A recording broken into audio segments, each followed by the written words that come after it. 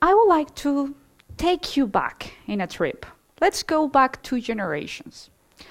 And let's see what a good doctor meant to be. In the years before penicillin was discovered, there were few diagnoses and drugs and procedures that were available. So a good doctor knew it all, did it all, from setting a fracture, draw blood, perform surgery. A good doctor meant to be self-sufficient, independent. Autonomy was the highest value that you could have. But fast forward to today. Knowledge has exploded. It has surpassed the individual. We no longer can know it all.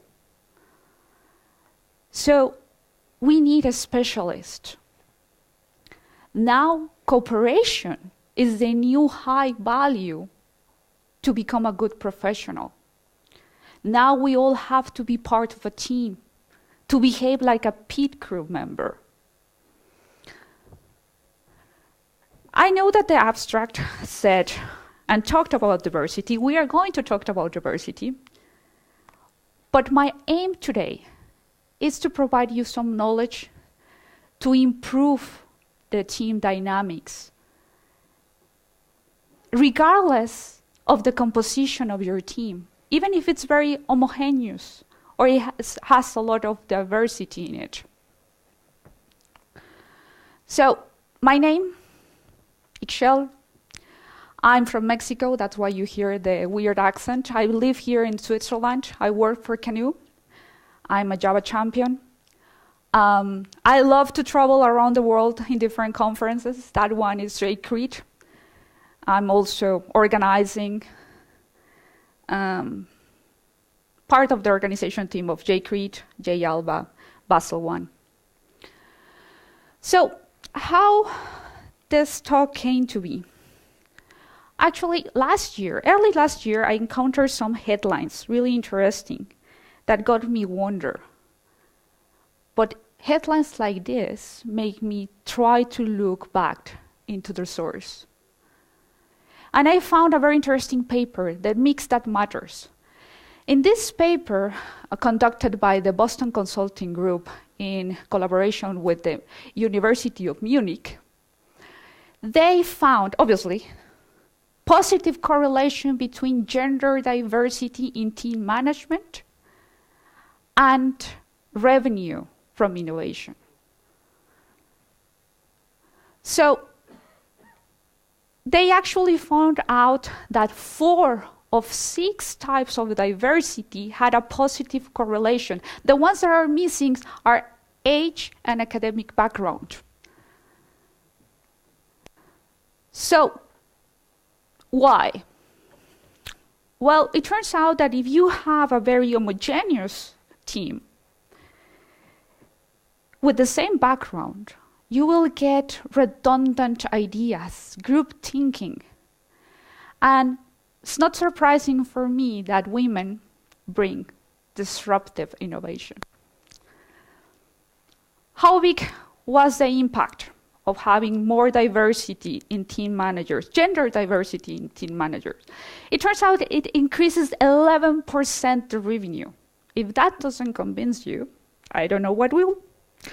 But 11% increase comparing to those who had less gender diversity in their management teams. So at this point, we all should be asking, well, or should be thinking, let's increase diversity in our companies. It's not that easy. For example, there is a lot of empirical data or ideas that have shown that heterogeneous groups sometimes perform less effective. There's less communication. So I went back to different papers. I'm that kind of person. And in 1998, the new idea of similarity attraction paradigm and homophilia basis appear.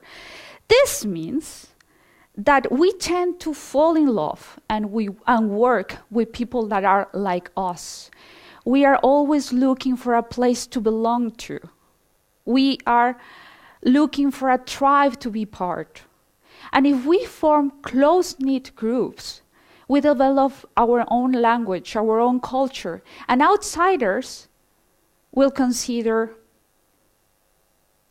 this. We'll consider more. We are not going to trust outsiders.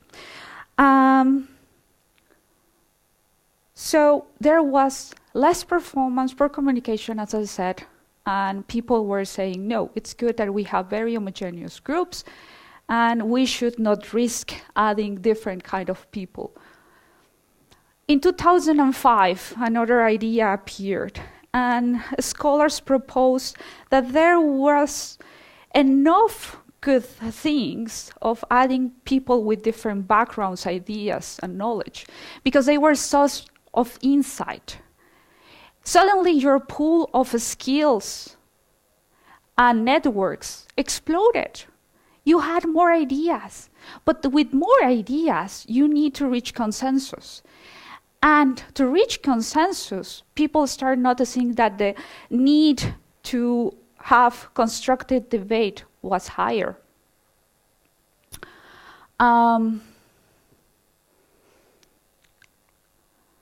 So we see two very different visions, both of them with significant empirical data.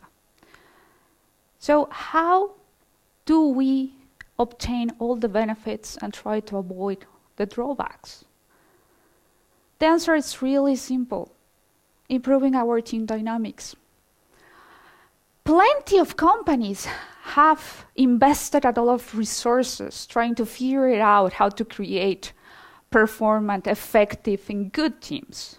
For example, Google spent 2 years studying 180 teams, and after almost 300 interviews and analyzing 250 different attributes for teams, they realized that how the team behaves is more important than who is on the team. And they found out 5 traits that all successful, the most successful teams at Google shared. And those are these. I need my notes for this one because I always get it wrong. So, sorry. So, these are the 5 keys that all teams should, or successful teams should share. And they actually develop a questionnaire to, from time to time, ask to the Google teams and measure and see how they are doing. So the question that they have to ask is, can we take risk on this team without feeling insecure or embarrassed? Can we count on each other to do high quality work on time? Does the team have clear goals, roles, and execution plans? Are we working on something that's personally important for each of us? Do we fundamentally believe that the work we are doing matters? I really hope you have a positive answer for all these questions. If that's not the case, I think you are in a specific point in time where you should have, we need to improve conversation within your team. Of the 5 keys, the most important one for me is psychological safety. So I went back again and studied. So what's psychological safety? Well, psychological safety and trust are related. But trust, it's about how I interact with another individual. Psychological safety, it's about the environment in itself.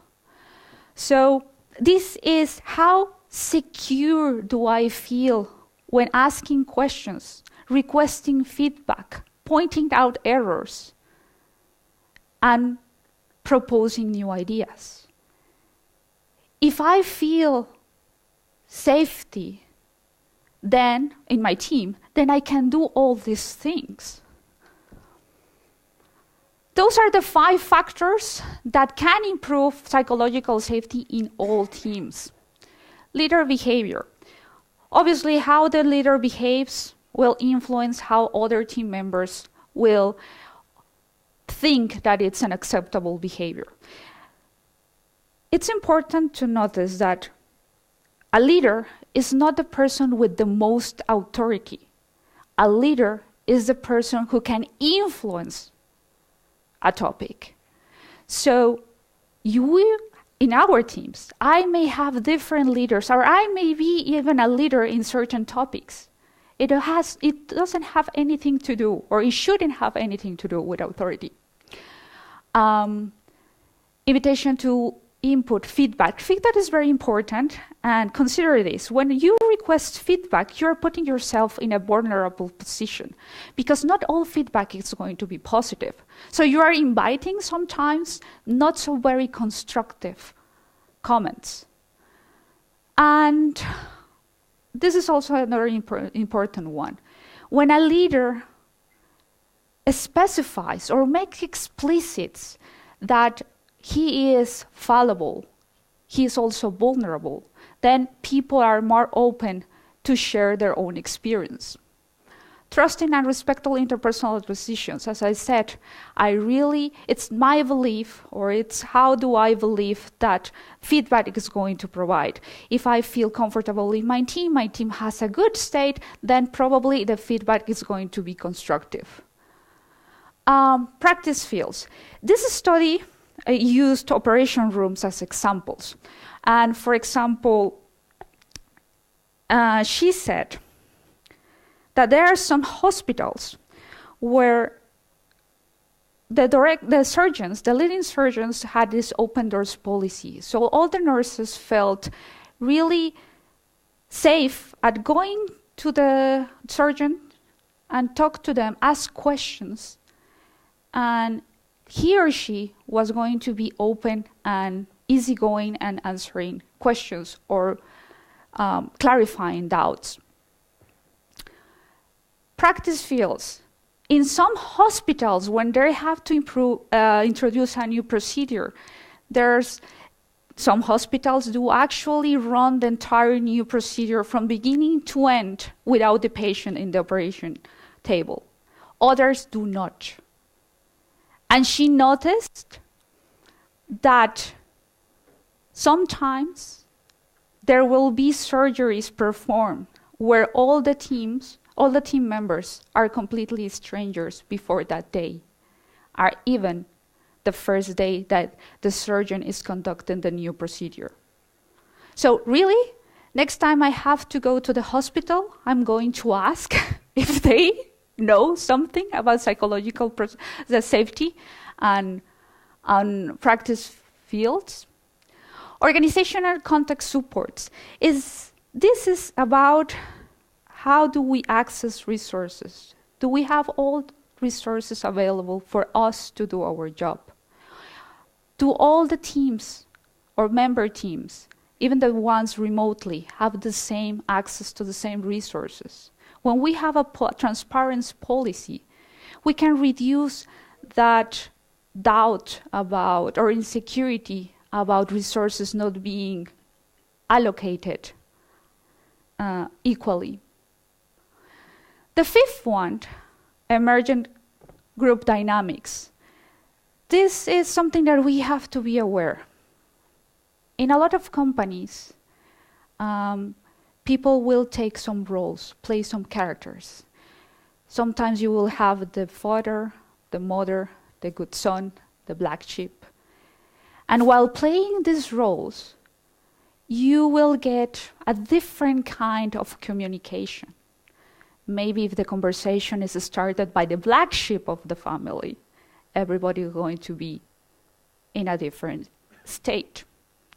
So it's important that you acknowledge that this may be happening in your team and consider the impacts of that behavior. What happens if you have a psychological safety environment? Well, turns out that I feel comfortable going with my team members and ask for help in time. This is important because what happens, obviously, we are assigned a task, we are working on it. If we don't interact with other teams, then we're doing our best. And suddenly, the time for integration comes and our model doesn't work. Of course, we're going to get feedback. Of course, probably we'll get help, but we already lost a lot of time.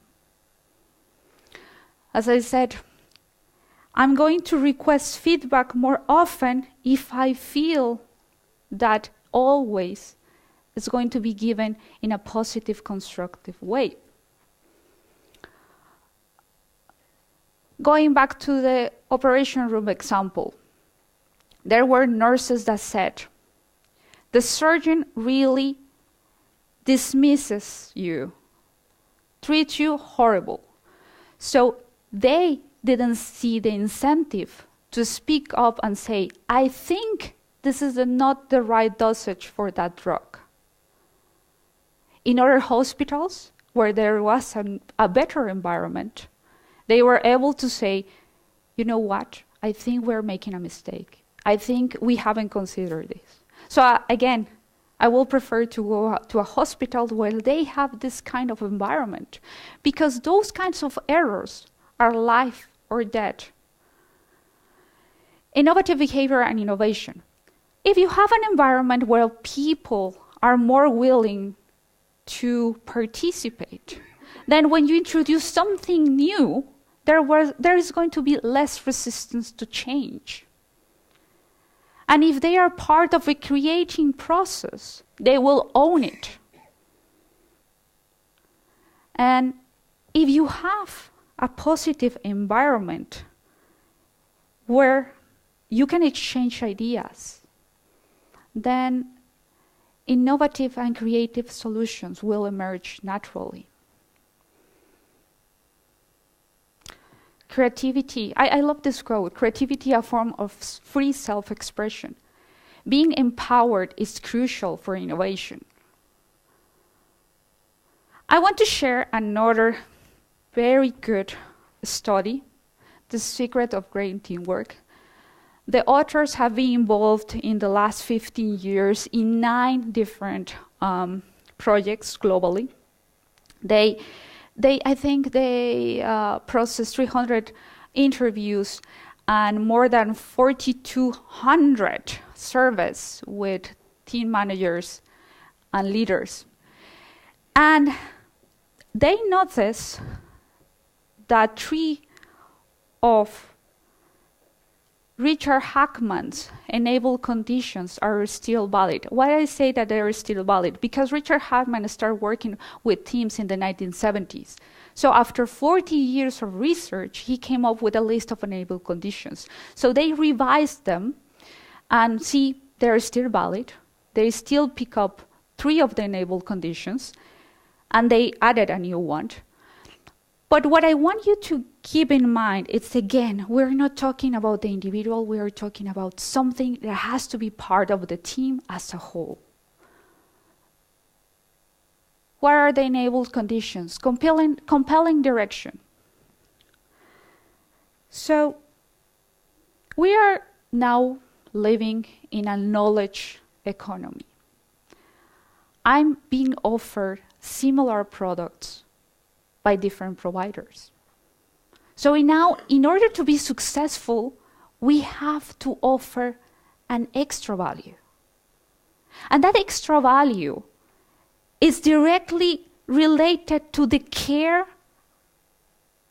and interest that all the people working to deliver that value is putting.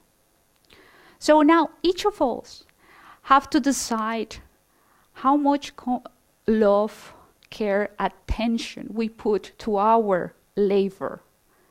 And that's an interesting distinction.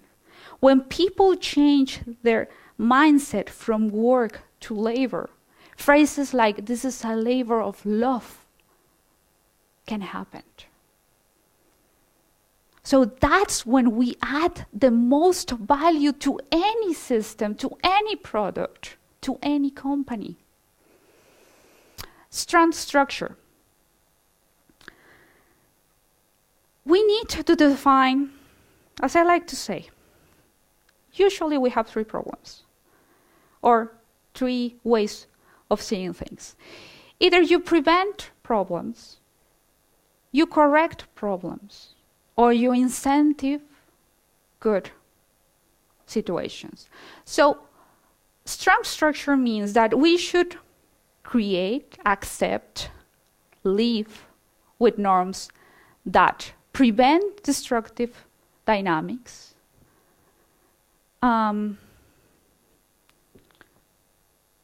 encourage good behavior, support the context. This was in the psychological safety. This is about how do we access resources and the transparency to see if all the resources are distributed equally. As I said, the fourth one was the addition of the authors of this particular study. So they noticed that what is different from when Richard Harman started to do his research to now is that we are more distributed. There's a lot of digital communication happening. Now we can have teams from all around the world in different time zones. So they say there are two corrosive problems right now. First of all, we still have this behavior or this idea of us versus them. And it's even more clearly because now I have to work with a team in India or a team in Finland. And the other one is that there is an impedance in communication. So information sometimes doesn't flow correctly. So that's important that the leaders or the team or in itself the members can reach a common understanding, a shared belief that they are a team. This is to show the 5 factors and the enabling conditions for both studies. As you can see, there are similar ideas, they are shared concepts. Both articles or word studies talked about how the team was instead of who in the team was. But for me, I thought, even if I have the best environment, even if my contributions are respected and welcomed, I, as an introvert, because I'm an introvert, how does that actually impact my team dynamics? So I wanted to have a look about personality traits and personality dimensions. Out there, you may be familiar with different questionnaires, personality questionnaires or tests like Myers-Briggs, the Big Five. In my case, I chose Ocean, and you will see why. It's the 5 factors. It's by Dr. Brian Little. I like it because it can be first, it's useful for different countries and different cultures, and you have a valid and reliable assessment scale for measuring the 5 dimensions. And well, if you really want to talk more about it, I can go really deep into this topic. The dimensions of personality, there are 5. I just want to make clear that this is a spectrum. And you may be very familiar with Carl Jung's definition of introverts and extroverts. As I said, we don't have pure extroverts nor pure introverts. Carl Jung said that was part, they will be in a loony hospital if that was the case. So again, this is in a spectrum. And I'm going to talk about every single dimension. The first one, it's openness to experience. This is how willing we are to try new things. People that are really high on openness to experience, they prefer try novel ideas. People who are very low, they prefer routine.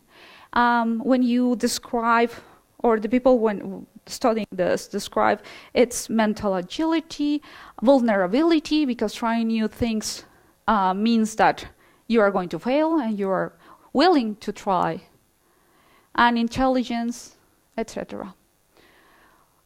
Conscientiousness. I love this one. This relates to how willing we are to delay gratification, how well we organize, how once a procedure has been defined, how much effort we're going to put to make it happen.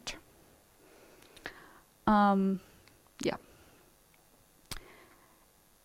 This is the most common, I think. Probably you have heard it a lot of time. Introverts,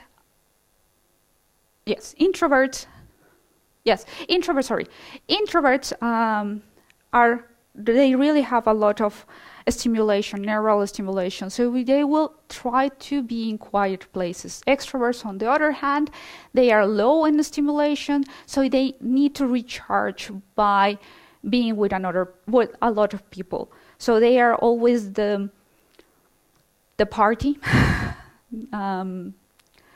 Introverts are more reserved, thoughtful, and we don't speak too loudly. Agreeableness. While extroversion and introversion, it is about how much interaction I'm seeking, agreeableness, it's about my predisposition. I'm going to be amicable. I'm going to make concessions. How do I interact with the different people? Neurotics. I particularly don't like the description of people high on the neurotic scale. They have really bad reputation. So people that were high in the neurotic scale were regarded as awkward, pessimistic, moody. But now the mindset is changing. There are really good studies, in particular one by Corinne Berndeski, I think. It was the downfall of extroverts and the rise of neurotics. And the idea behind it is that because neurotics under-promise and they over-deliver, because they are very anxious about their impression that they are making towards their teammates. So they will try to keep quiet, but at the end, deliver what they are supposed to do. And because they are very mindful of their impact in others, they will try to do a better job. I can also tell you about why leaders may want, why you want neurotics to be leaders on your team. It has to be with ideas and how do you actually let people interact in the team.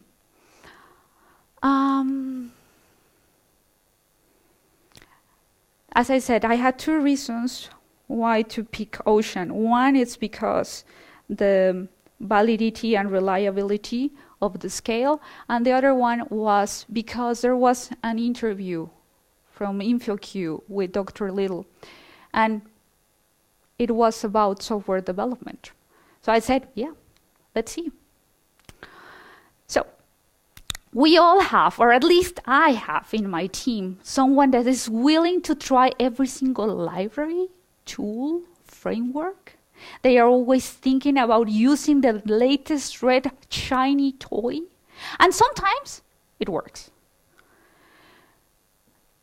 You always have this teammate that is willing to create new processes, discuss about code formatting, come up with the template of commit messages. And if you deviate from procedure, they were the first one to tell you, no. Agreeableness, extroverts. You really want extroverts in your teams because that's the people that are going to nurture the team spirit. They will organize meetings, events. They will open new communication channels in your teams. Agreeableness. You really want people sometimes low on this.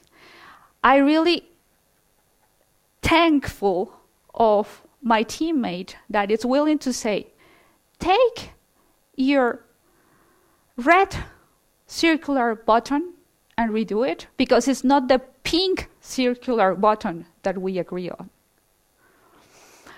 And neurotic, as I said, they underpromise, overachieve, and because they are always thinking about things that can go wrong, maybe you want them to be in charge or have in mind about dependencies, patches, security.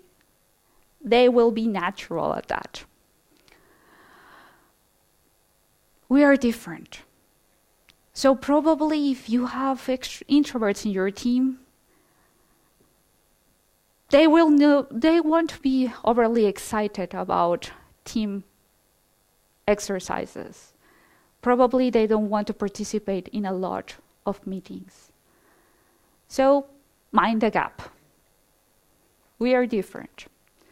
We are who we are. But sometimes because of love and work, we have to act out of character. Like, for example, me being here.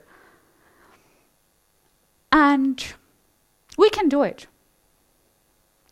But it takes a toll. The concept is free trades. And contrary to its name, it's not free. It actually takes a toll. It's very expensive. So if we continue to do it without having a restorative niche, we run the risk of burning out. The restorative niches. It's a place where I can get out of my free trade mode and relax. In my case, is after this conference, I will go into a very quiet place, and probably Andres won't get any answer from me for perhaps 3 or 4 hours. Or if he's lucky, monosyllabic answers. So I think, or I hope that I have shown you that diversity in a team can come in different dimensions. Not only the really visible ones, gender, age, academic background, country of origin, but also because we have different personality traits. So we can compose teams better, but only if we are really willing to work on our team dynamics. And what I show you were tools to make it happen, regardless of its composition. That's it. Thank you very much. Don't forget to vote for the session. As I said, we are part of Canoe, and we brought the voting machines. So please vote and tweet. Do you have any questions? Feedback?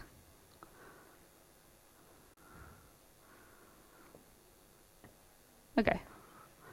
Yes, I always have bonus materials, but this is a really interesting idea. Have you heard about the dragon children of China? This is about the zodiac. It's thought to be that dragon children are going to be the best.